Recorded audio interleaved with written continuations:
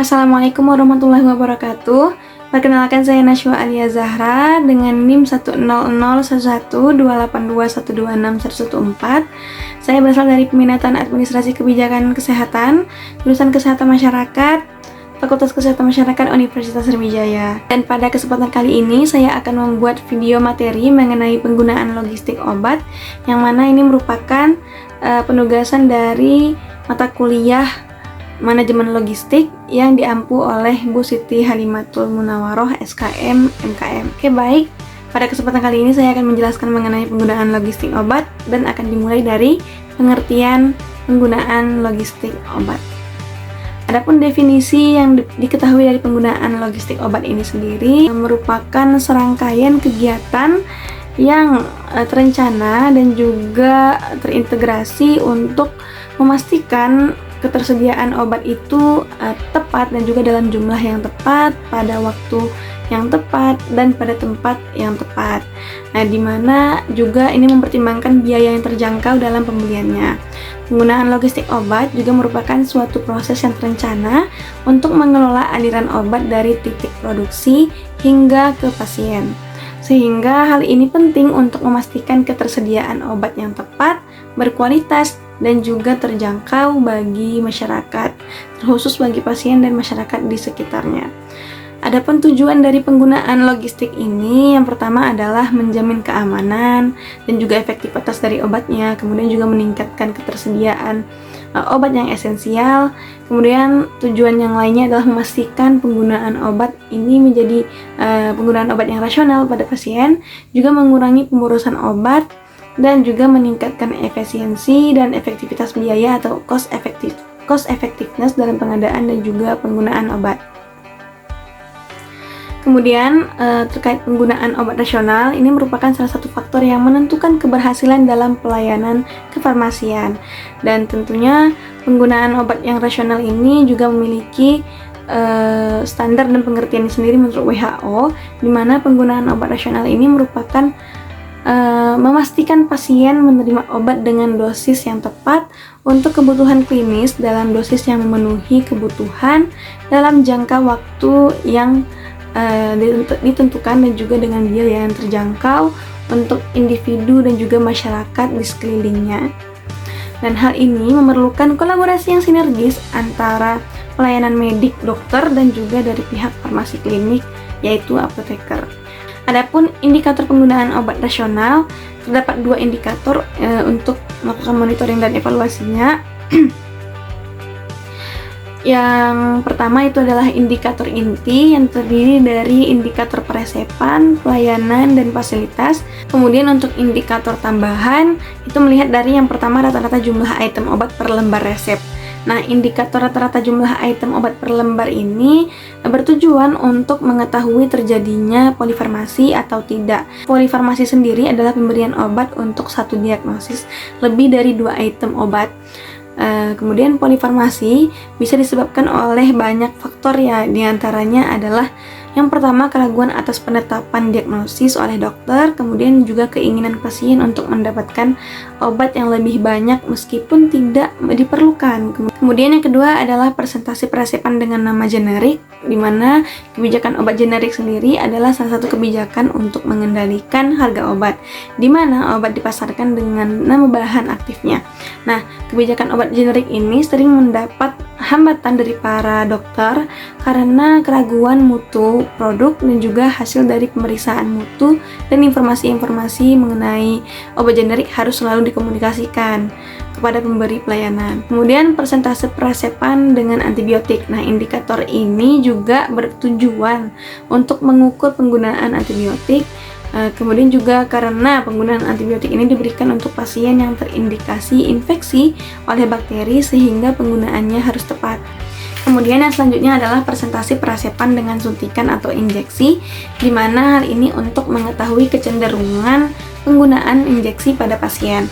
Penggunaan obat sediaan injeksi sendiri memiliki beberapa kerugian dalam penggunaannya, seperti dapat menyebabkan sepsis, kemudian juga yang diakibatkan pemberian langsung ke sirkulasi darah dan juga tidak steril. Kemudian untuk indikator yang selanjutnya adalah persentase peresepan yang sesuai dengan formularium nasional, di mana standar pelayanan minimal untuk farmasi terkait dengan kesesuaian peresepan dengan juga formularium rumah sakit adalah 100%, dan apabila persentase kurang dari 100%, maka dapat dikatakan bahwa dokter tidak patuh dalam menuliskan peresepan.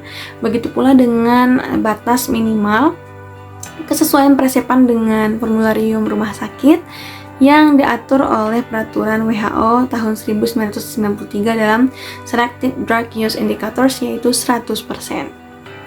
Adapun kriteria penggunaan obat secara rasional menurut Ditjen Bina Kefarmasian dan juga Alat Kesehatan melalui Direktorat Bina Pelayanan Kefarmasian Kemenkes RI tahun 2011. Yang pertama adalah tepat diagnosis, di mana penggunaan obat disebut rasional jika diberikan untuk diagnosis yang tepat, dan jika diagnosis tidak ditegakkan dengan benar, maka pemilihan obat akan terpaksa mengacu pada diagnosis keliru yang telah ditegakkan. Akibatnya obat yang diberikan juga tidak akan sesuai dengan indikasi yang seharusnya. Kemudian yang kedua adalah tepat indikasi, yaitu di mana penyakit setiap obat itu memiliki spektrum terapi yang spesifik, dan antibiotik misalnya diindikasikan untuk infeksi bakteri. Yang selanjutnya adalah tepat pemilihan obat, di mana keputusan untuk melakukan upaya terapi diambil setelah diagnosis ditegakkan dengan benar. Dan dengan demikian, obat yang dipilih harus yang memiliki efek terapi yang sesuai dengan spektrum penyakit. Kemudian ada tepat dosis, cara, dan juga lama pemberian. Dosis, cara, dan lama pemberian obat sangat berpengaruh terhadap efek terapi obat, di mana pemberian dosis yang berlebihan, khususnya untuk obat yang dengan rentang terapi yang sempit, akan sangat beresiko timbulnya efek samping. Sebaliknya, dosis yang terlalu kecil tidak akan menjamin tercapainya kadar terapi yang diharapkan. Kemudian adalah tepat cara ataupun ketentuan lain dalam mengkonsumsi suatu obat. Salah satu contohnya adalah antibiotik yang tidak boleh dicampur dengan susu karena nantinya akan membentuk ikatan sehingga menjadi tidak dapat diabsorpsi dan juga menurunkan efektivitasnya. Kemudian ada tepat interval waktu pemberian, di mana cara pemberian obat ini hendaknya dibuat sesederhana mungkin dan juga praktis agar mudah ditaati oleh pasien. Karena makin sering frekuensi pemberian obat per hari, semakin rendah tingkat ketaatan minum obat. Dan obat yang harus diminum 3 kali sehari itu harus diartikan bahwa obat tersebut harus diminum dengan interval setiap 8 jam.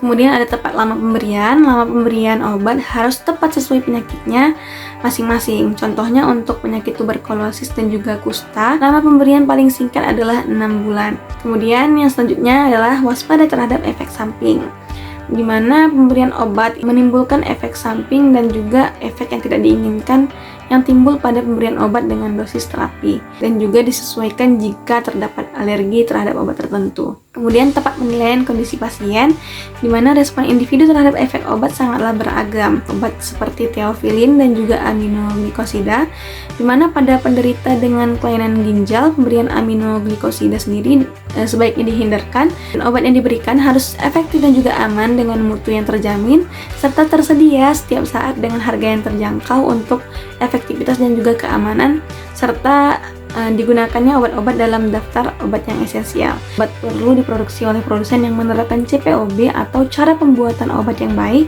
dan dibeli melalui jalur resmi. Kemudian ada kriteria tepat informasi, di mana informasi yang tepat dan benar dalam penggunaan obat sangatlah penting dalam menunjang keberhasilan terapi. Kemudian ada tepat tindak lanjut ataupun follow up. Pada saat memutuskan pemberian terapi, harus sudah dipertimbangkan upaya tindak lanjut yang diperlukan. Misalnya jika pasien tidak sembuh atau mengalami efek samping, itu harus dipertimbangkan tindak lanjut apa yang harus dilakukan. Kemudian tepat penyerahan obat atau dispensing. Penggunaan obat rasional melibatkan juga dispenser sebagai penyerah obat dan juga pasien sendiri sebagai konsumen.